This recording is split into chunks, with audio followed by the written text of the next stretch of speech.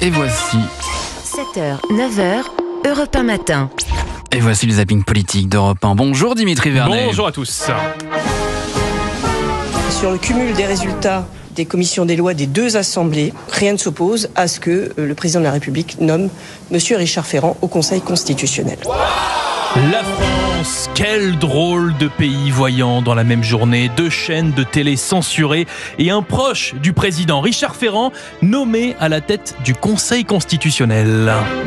S'agissant du 3e mandat que j'aurais aimé pour l'actuel président de la République, mais non d'une pipe, je n'ai jamais affirmé ça. Et tout ça grâce à l'abstention du Rassemblement national, non d'une pipe. Le parti de Marine Le Pen s'est défendu dans la voix de son député Brian Masson. Richard Ferrand est évidemment l'un des premiers marcheurs. Cependant, vous savez, on a eu accès à la liste des possibles successeurs à Laurent Fabius. Et entre Éric Dupond-Moretti ou Christiane Taubira, il fallait faire le choix du moins pire. Surprenant. Mais dans cette histoire, le plus drôle, ça reste tout de même la réaction des autres partis, accusant le RN de collaboration. Les mêmes qui se sont alliés à la Macronie en juin dernier. La question c'est pourquoi à chaque fois qu'il faut sauver Emmanuel Macron, le Rassemblement national répond présent. Nous avons été droits dans nos valeurs. Je pense qu'il y a un principe simple qui a été posé au sein du nouveau Front populaire, c'est que nous nous désistons quand nous arrivons en 3e position. Sandrine Rousseau ou la politique avec un petit P. Ça marche aussi avec le PS et François Bayrou hier à l'Assemblée nationale. Et voilà la motion de censure la plus cousue de fil blanc de toute l'histoire parlementaire. Le Premier ministre, face à la motion de censure des socialistes hier, a décidé d'humilier ces derniers. Partenaire un jour, partenaire pas pour toujours. Et voilà le parti de Blum, de Jaurès, réduit à une motion de censure pour faire semblant. J'y viens, Monsieur Faure, je viens à vous, Monsieur Faure. Ne menacez pas, je viens à vous.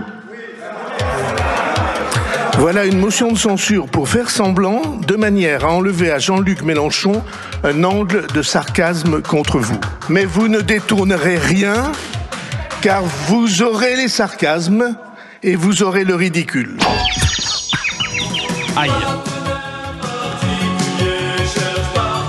Eh oui, je vous le disais, partenaire un jour, partenaire pas pour toujours. Et pendant ce temps-là, la maire de Paris était en déplacement hier. Merci au Royaume du Maroc d'accueillir et dans cette belle ville de Marrakech. Le Maroc, soit le 4e déplacement à l'international en 1 mois pour Anne Hidalgo. Oui, depuis Tahiti, elle ne s'est pas calmée. Le dépaysement total, peut-être même un peu trop. Si c'est possible à Paris, alors c'est possible ailleurs. Bah oui, parce que c'est compliqué Paris. Parce que c'est une ville très ancienne, très patrimoniale, qu'on peut pas faire n'importe quoi. La place de la Concorde, qui est quand même le haut lieu historique. C'est la place royale, c'est une place du 15e siècle. Bah non, la place de la Concorde ne date pas du 15e siècle, mais du 18e siècle. Anne, 3 siècles de différence. Bref, au programme pour l'édile parisienne, une conférence sur la sécurité routière. Paris vers la voiture, la ville devait s'adapter à la voiture. Là, il s'agissait de faire le chemin inverse pour diminuer la pollution. Moins de voitures, c'est moins de pollution. Moins de trafic, c'est moins d'accidents. Sécurité routière / écologie / Anne Hidalgo / Maroc. Bon, vous l'avez compris, c'était le Marrakech du rire hier. Voilà aussi ce à quoi peut servir Paris. Je suis désolée, je dois reprendre un avion, donc je ne pourrai pas écouter la suite. Mais je suis vraiment très heureuse d'avoir pu participer à votre panel. Nous allons continuer. Bah oui. Anne Hidalgo, soit l'hôpital qui se moque de la charité, ou plutôt le jet privé qui critique les SUV. Merci Dimitri Vernet, en très grande forme. N'oubliez pas votre bicyclette pour rentrer chez vous.